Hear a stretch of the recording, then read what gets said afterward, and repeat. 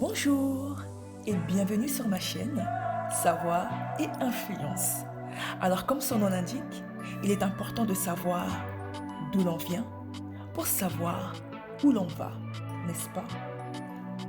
Cette chaîne aura donc pour objectif de mettre en lumière les grandes réalisations des personnes de la communauté noire et ce dans différents domaines tels que la science, l'éducation, la recherche, la santé, la mode et dans bien d'autres. Nous aborderons également l'entrepreneuriat et les opportunités d'affaires à saisir pour se faire énormément d'argent, notamment à travers le digital, le e-commerce et dans d'autres secteurs d'activité. Aussi, cette chaîne aura pour but de motiver et de mettre en avant l'importance d'investir en soi à travers le développement personnel. Nous allons découvrir notamment des messages, des histoires inspirantes et positives, ainsi que des conseils sur l'attitude à adopter pour être épanoui et heureux. Alors restez à l'affût et soyez inspirés. Dans cette vidéo, c'est un homme qui est à l'honneur. Oui, un homme pionnier de la transfusion sanguine et de la banque de sang à grande échelle. Je vous présente Charles Richard Deveau. Je vous raconte son histoire, c'est parti. Le docteur Charles Deveau était un médecin, chirurgien et chercheur médical afro-américain. Le programme de sang de la Croix-Rouge américaine en place aujourd'hui est le résultat direct du travail du pionnier de la médecine, le docteur Charles Deveau. Il a joué un rôle déterminant dans le développement du traitement du stockage et de la thérapie transfusionnelle du plasma sanguin. Son travail révolutionnaire dans la production à grande échelle de plasma humain a finalement été utilisé par l'armée américaine et la Croix-Rouge américaine comme base pour les banques de sang. Le docteur Charles Richard Deveau, il est né le 3 juin 1904 à Washington, D.C. de Richard Deveau et Nora Burrell. Enfant, Charles Deveau a fréquenté la Meads Mill Elementary School, travaillant comme livreur de journaux, vendant des exemplaires du Washington Times, Herald après l'école. En 1918, il s'inscrit à la Dunbar High School, une école secondaire à ségrégation raciale qui a la réputation d'être l'une des écoles publiques noires académiques les plus solides du pays. La sœur du docteur Charles Deveau, Elsie, qui souffrait de tuberculose, est décédée de la grippe pandémique en 1920. Sa mort aurait influencé sa décision d'étudier la médecine. Athlète polyvalent, le docteur Charles Deveau a remporté une bourse partielle au Amherst College dans le Massachusetts, où il était un athlète vedette, demi-arrière américain et capitaine de son équipe de football du Amherst College. Le docteur Deveau est devenu membre d'Omega Psi Phi Fraternity Incorporated. Après avoir obtenu son diplôme, Charles Deveau a été entraîneur et instructeur de biologie et de chimie au Morgan State College à Baltimore, dans le Maryland. Mais un tournant dans sa vie était proche. C'était devenu son ambition d'entrer dans le domaine de la médecine. Il a donc démissionné de son poste chez Morgan State et s'est rendu à Montréal, au Canada, où il s'est inscrit à la faculté de médecine de l'université McGill. Là, il a obtenu 2 bourses et a obtenu son doctorat en médecine et sa maîtrise en chirurgie.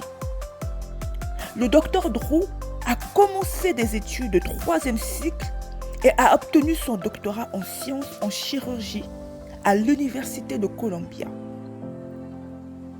Sa thèse de doctorat, Banked Blood, A Study in Blood Preservation, était basée sur une étude exhaustive des techniques de conservation du sang qui a commencé à l'Université McGill.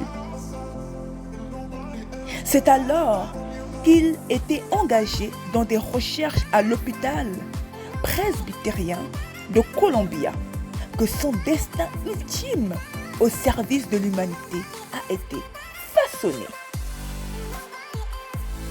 L'urgence militaire de la Seconde Guerre mondiale, exigeant un besoin vital d'information et de procédures pour conserver le sang, a fait du docteur Drew l'homme de l'heure. Rien que ça.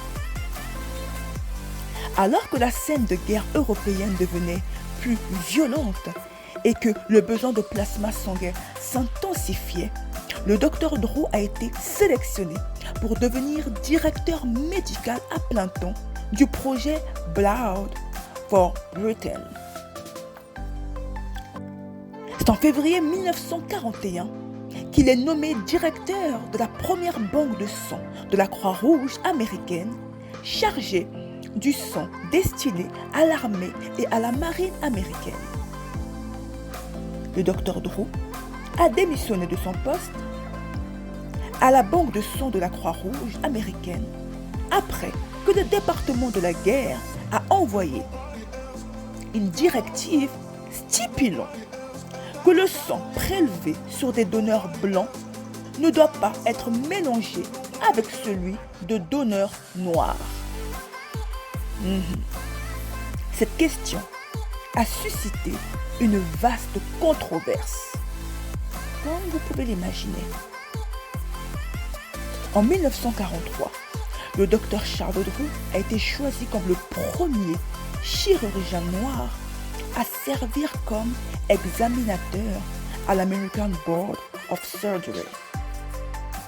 Drew a eu une longue carrière dans la recherche et l'enseignement et est devenu chirurgien en chef. Au début de l'année 1939, le Dr Drew a assisté à la clinique gratuite annuelle du John A. Andrew Memorial Hospital à Tuskegee en Alabama. Pour la clinique de Tuskegee de 1950, Drew et 3 autres médecins noirs ont décidé de conduire plutôt que de voler en avion. Drew conduisait vers 8 heures du matin le 1er avril. Toujours fatigué d'avoir passé la nuit précédente au bloc opératoire, le docteur Drew a perdu le contrôle du véhicule. Après avoir fait 3 sauts périlleux, la voiture a atterri dans un fossé proche. Les 3 autres médecins ont été légèrement blessés.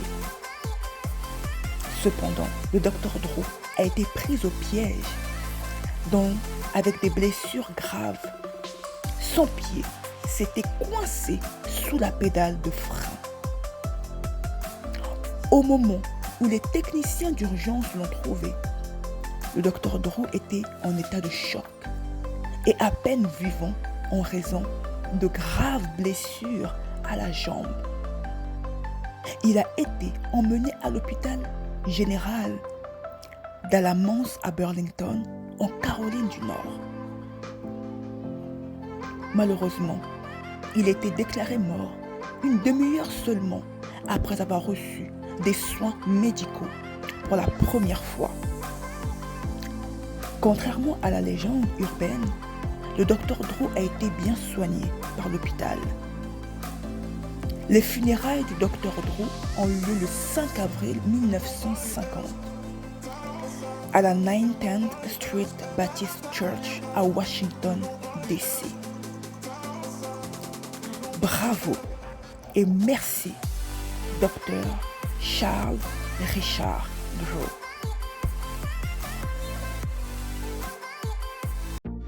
Merci d'avoir regardé la vidéo. Alors, si vous avez aimé cette vidéo, n'hésitez pas à liker, à la partager et à vous abonner à ma chaîne Savoir et Influence. Restez à l'affût, soyez édifiés et à la prochaine découverte.